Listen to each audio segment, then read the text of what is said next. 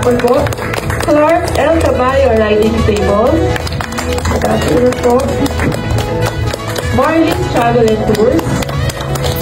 Travel Estate Travel and Tours. And DNC Travel and Tours. As a city, we're not that old yet, but we're at the height of our, next slide please. Once again, good afternoon everyone. So most of you po is nakilala ko na the domestic boutique airlines.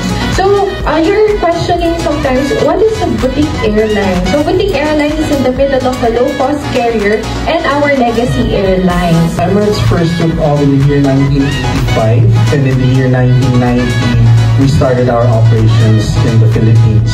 I hope you guys agree with me na talagang world class yung airport natin here in Clark. That's why we want... A lot of you ask me anything. Sino ba tour operator mo dyan? Sino ba tour operator mo dyan?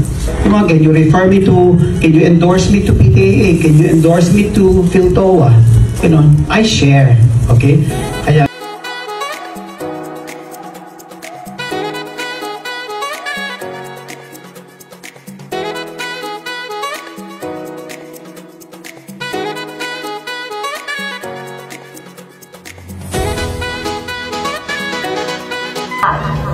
ako po si Mayor Vilma Balia Caluwag ng Ciudad San Fernando at amin pong nais ipaabot ang maligayang pagtanggap para sa inyong pagdalo sa Second Tourism Related Establishment Forum ngayong taon sa Green Manor dito sa Ciudad San Fernando.